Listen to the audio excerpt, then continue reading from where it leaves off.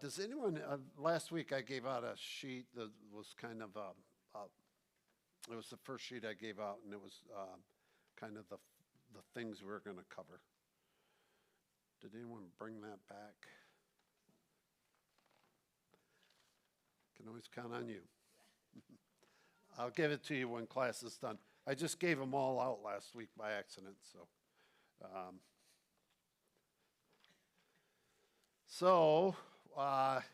Highlights from last week. First of all, we talked about, okay, we're gonna talk about church history, and by doing church history, we're not just talking about some dusty old thing.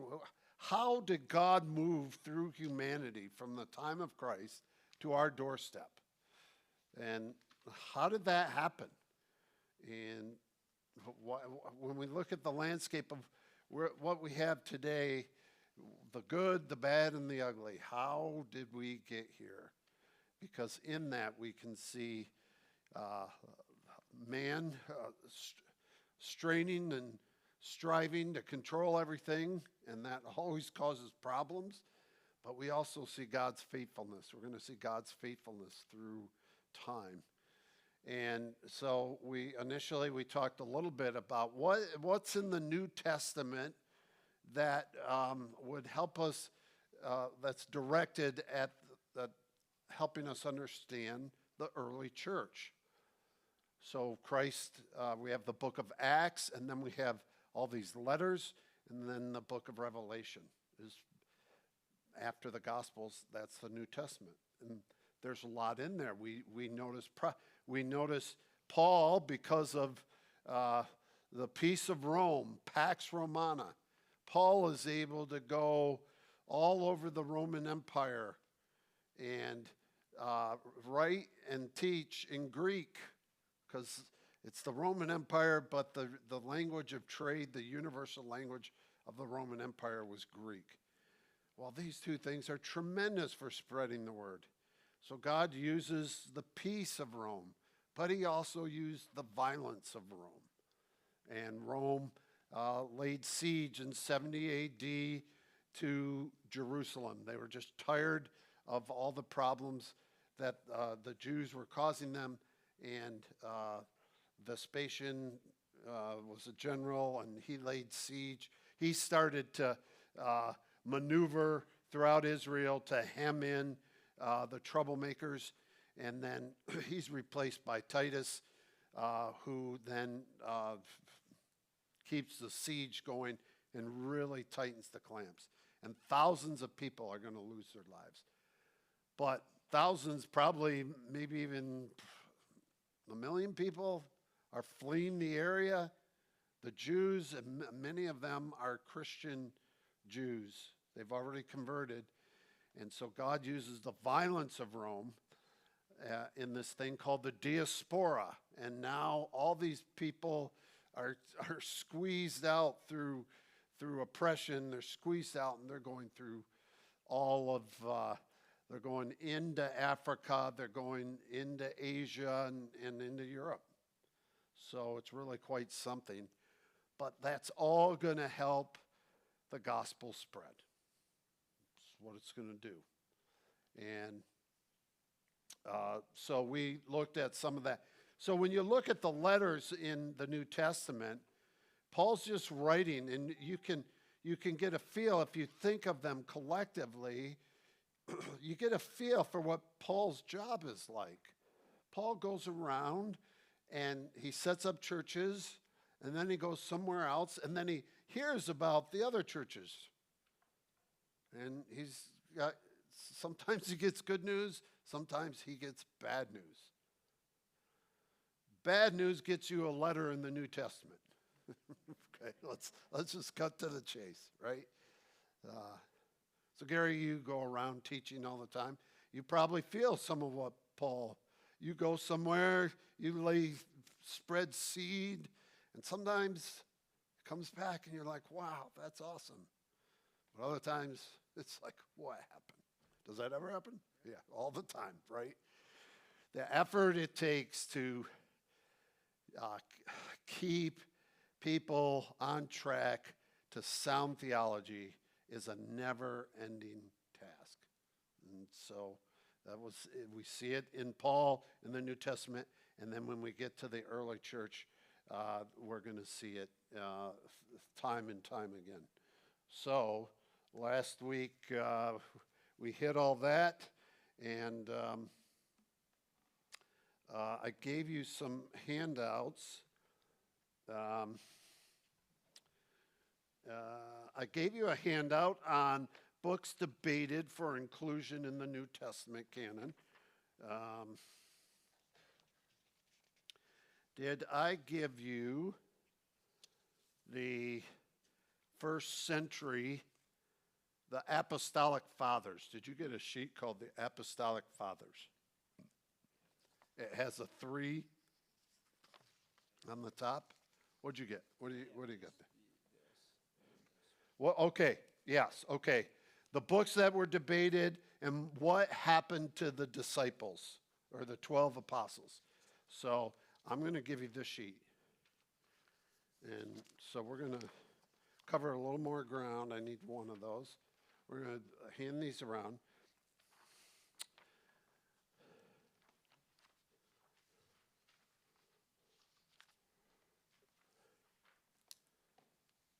So there are controversies right out of the gates. There are controversies in the New Testament letters, Galatians, the Judaizers, Jude, all these letters have controversies. But once we get to the point where the apostles pass on, the next group of people are called the Apostolic Fathers. Okay? And the Apostolic Fathers, a lot of them knew the apostles, knew some of them. Or they had direct contact through writing. So the Apostolic Fathers will be the next group who are going to take and build the church. But there are different controversies that start right away. It's almost embarrassing sometimes to look back at how lost we can be about the things we argue over. So one of the first recorded controversies we had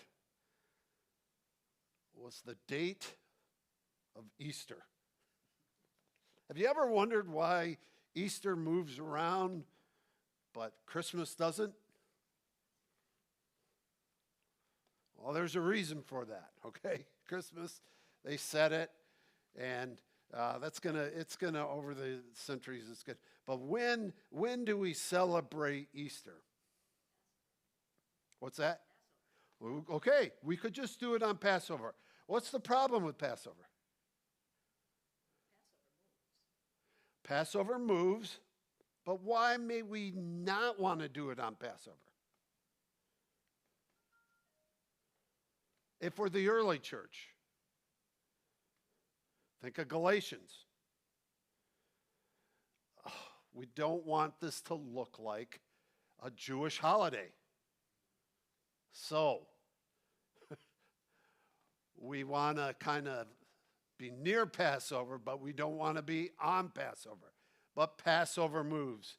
That's okay. We'll just make Easter move. So Easter moves because it's based on a lunar calendar. So the Jewish calendar is a lunar calendar. Christmas doesn't move because they could set it and there was no fear of this being mistaken for a Jewish holiday. But that took them some time and some meetings and some arguing to figure out exactly when they wanted to do that. And we're going to find this throughout church history, particularly if we follow into the Reformed and Baptist evangelical traditions. Oftentimes we have practices that are we don't question, we just kind of do them, but they're often practices that were developed to avoid looking like somebody else. And oftentimes, the early church didn't want to look like they're Jewish. So what if you don't want to look Jewish? What's a good thing to eat on Easter? Pork. Bring it. Okay, how can we solidify that? This is not Jewish.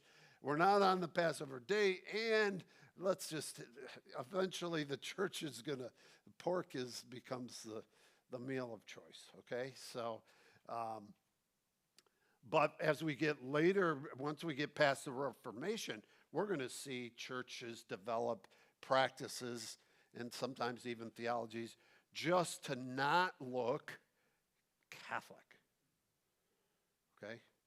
So sometimes we develop things not because we really believe in, but we want to do it, but we just want to make sure nobody mistakes it for being Catholic. And we'll see some of that in a few weeks.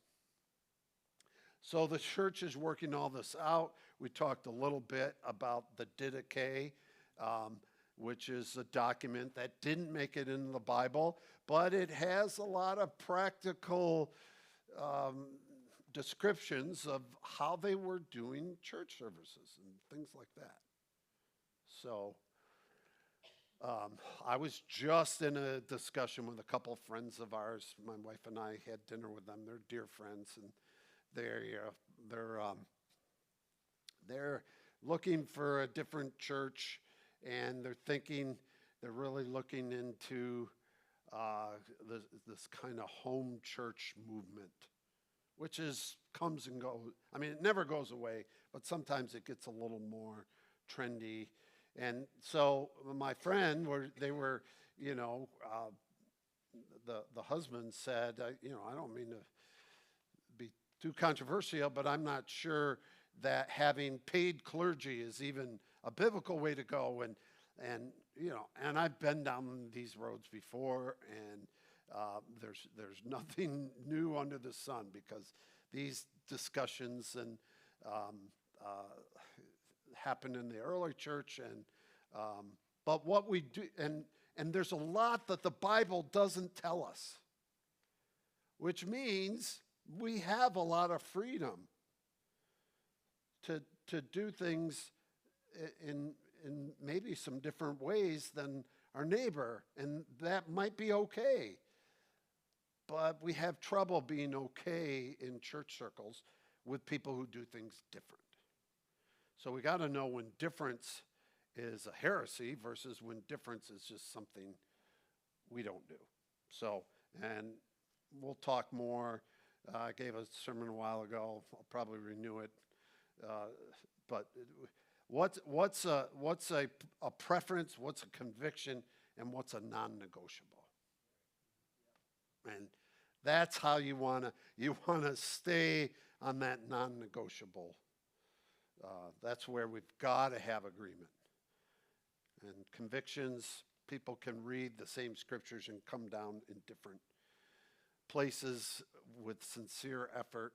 And okay, I disagree, but then preferences are just, that's a big bag of whatever, So,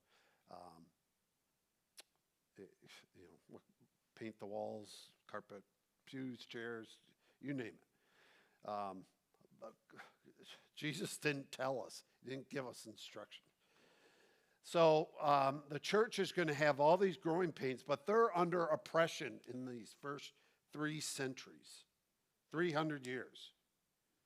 So our country just celebrated 250 years, okay? But the oppression is going to vary depending where you live and who the emperor is.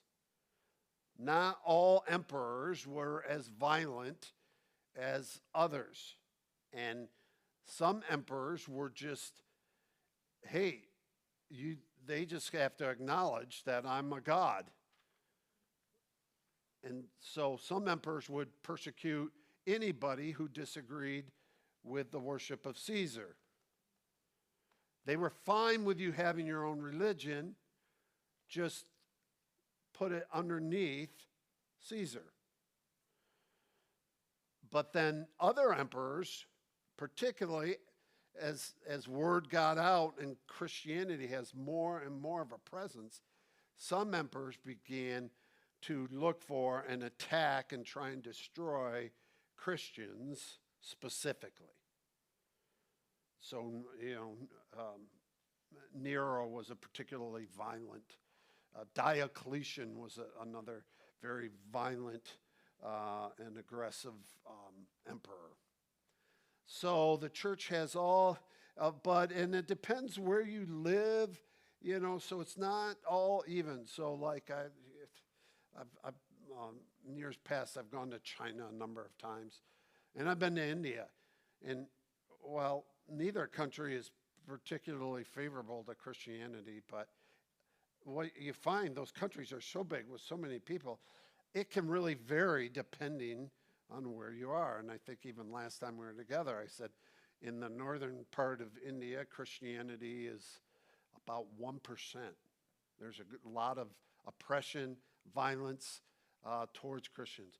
But if you get in southern India, where Thomas is thought to have gone and established a church, well, now Christianity is 7%. That's not a huge number, but it's a lot bigger than 1%.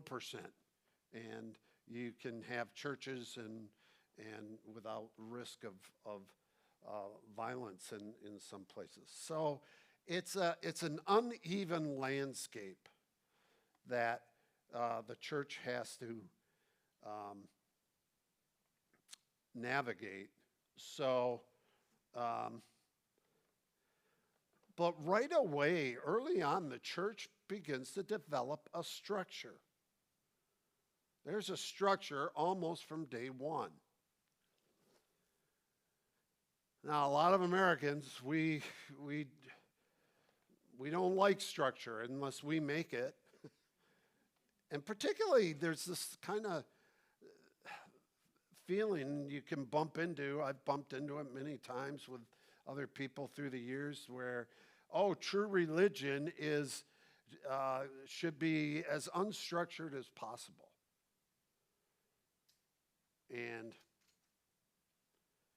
But the reality is the early church, even in the Bible, they're starting to organize. Paul is an authority figure.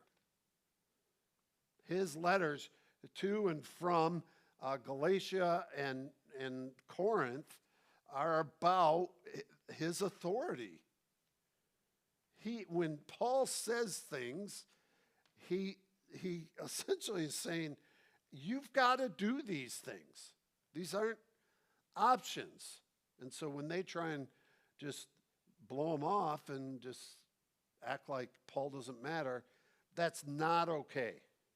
So as we move into the period of the apostolic fathers, the church is going to begin to put down roots and structure.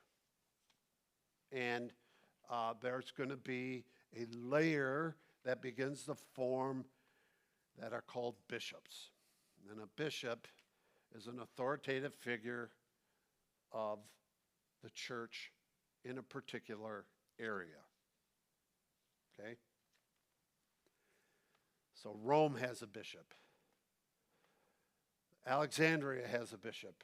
Even there are bishops, as the church grows in its structure, there are going to be bishops that begin to form this strata of organization and authority. Now, if you're a bishop in the 4th century, Augustine's going to become the bishop of Hippo, a city in North Africa. And when we get to him, that's a good story how he came to be a bishop there. But as a bishop, his responsibilities are, he's got to settle disputes, he's got to do mass, he's got to do, that life is very busy. And Augustine didn't want to be a bishop. He wanted to think and pray and write. He liked to write a lot, and he had this monastery with his friends. He liked that life. He didn't want the bishop life. So the bishops have kind of this laundry basket of responsibilities. But bishops are forming. And I said there's going to be a bishop of Rome. So over time, and we'll see this begin to emerge, but whoever's bishop of Rome is going to be called the first among equals. So the bishops of all the cities are equal. But the bishop of Rome is going to be a little more equal. Okay? That's going to emerge.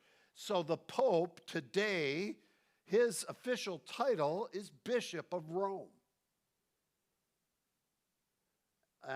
But in the early centuries, they started calling him Papa. Well, they would call all kinds of other bishops, but he became the Father, the Papa, the first among equals. So we see the church forming, and then these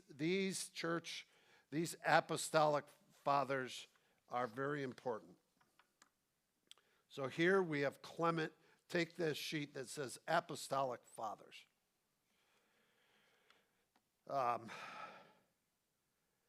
So we have the first one is Clement of Rome.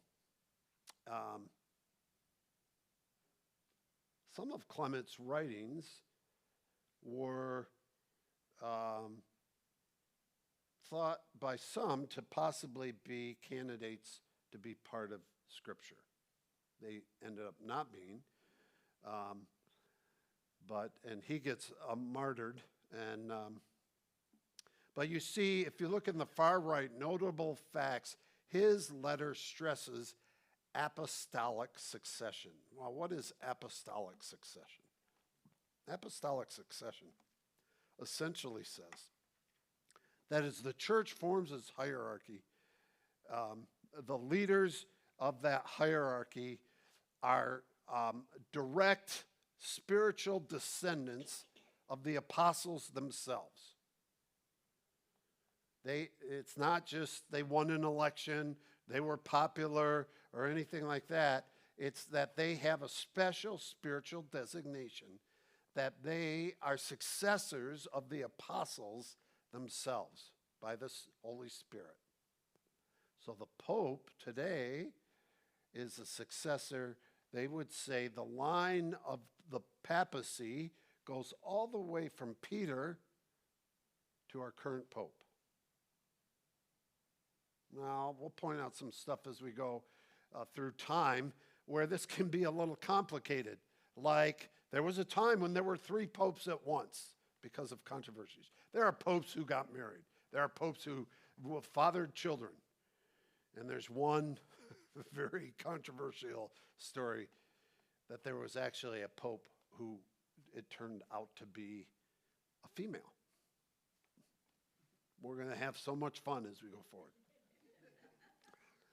Ignatius of Antioch, his letter's very important. He was first to distinguish between bishops and elders, and he opposed Gnostic heresies and was martyred under Trajan, the emperor.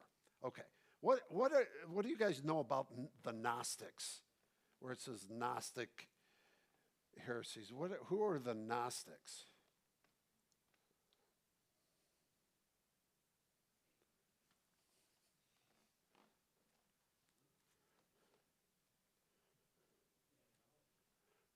What's that?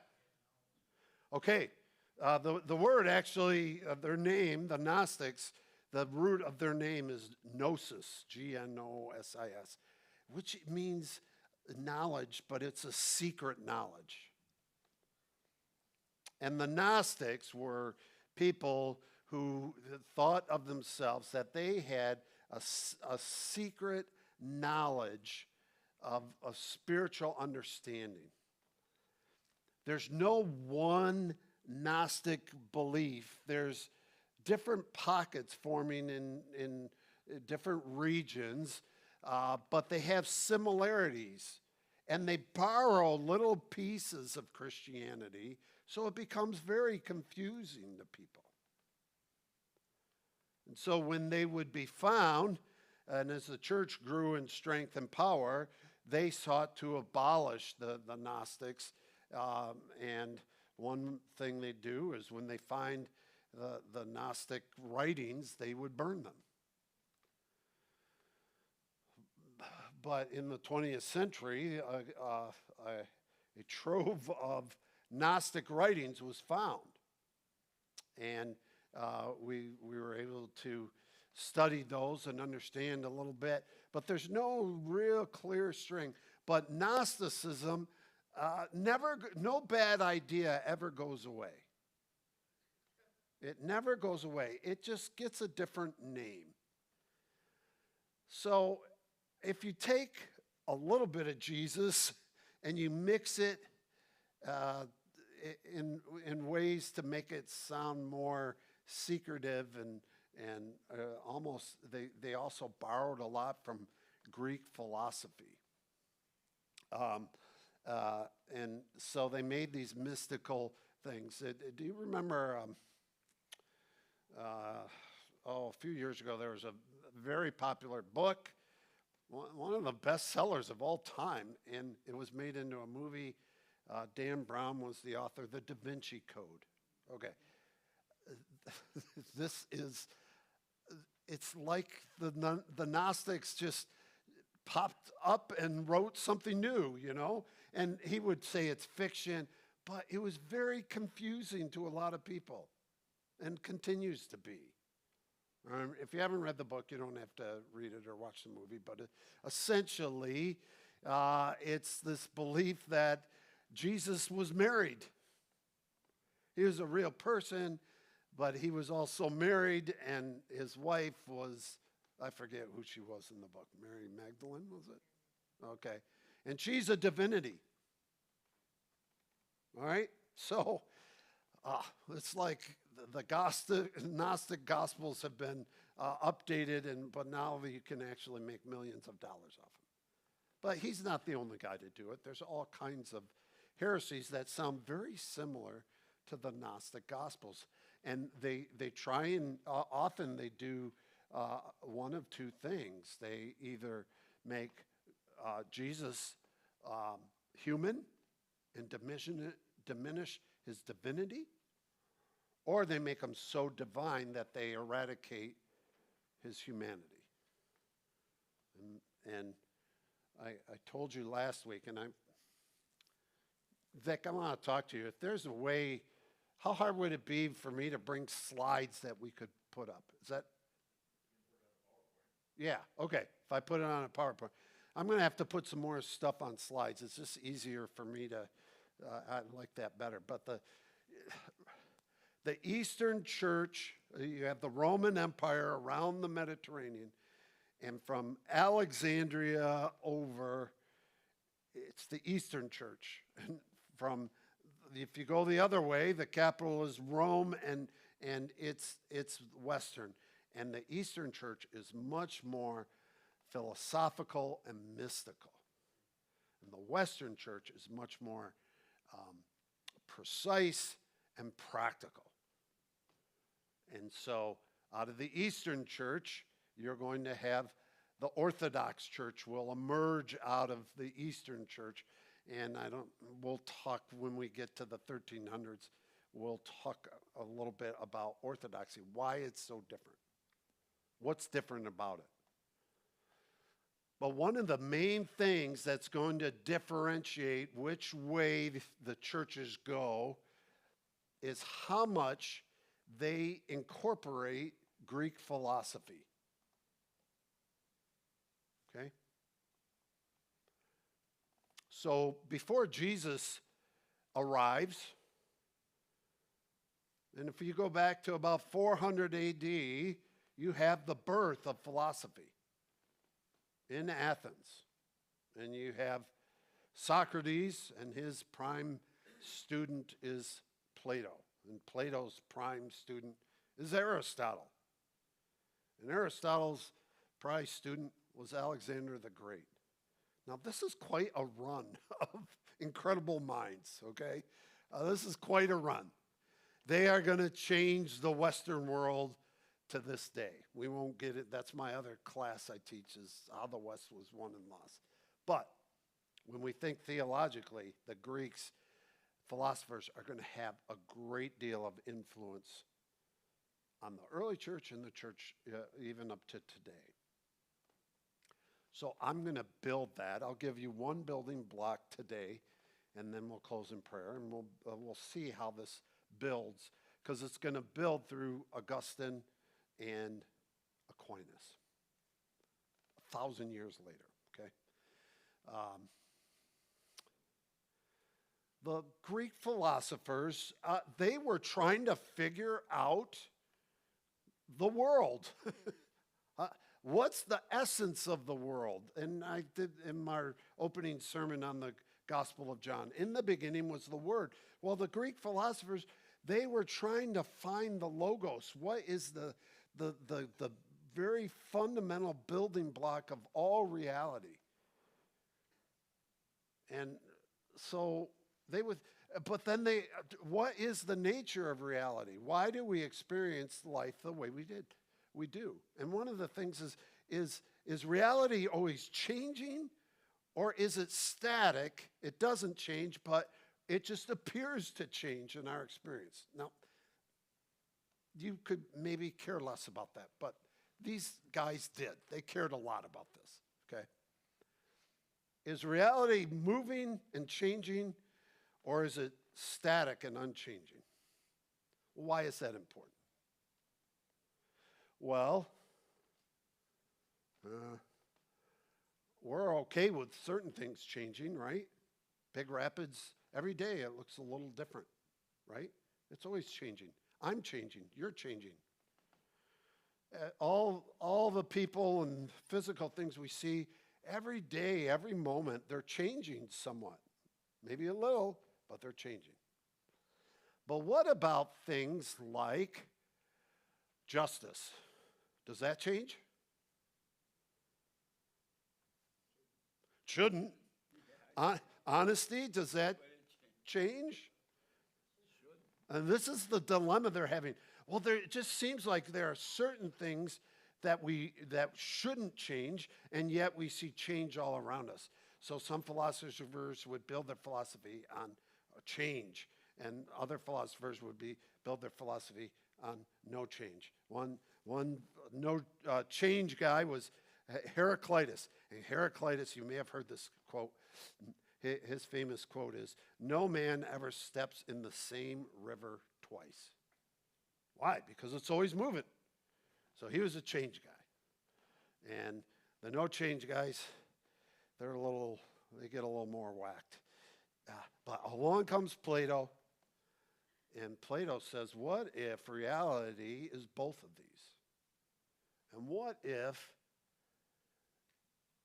part of reality is down here where we live, and it's always changing? But what if there's a part of reality that's up here, and it doesn't change? Poof. This is, whether you've heard of it or not, Plato's ontology, his duality of reality, it has reverberated through Western thought, and we'll see as we go how this really has affected us, whether you care about it or not. You live in the effects of both in your faith, but also in your everyday life. Plato's view of reality, it really saturated, and it's going to be absorbed by some of the apostolic fathers that we'll talk about.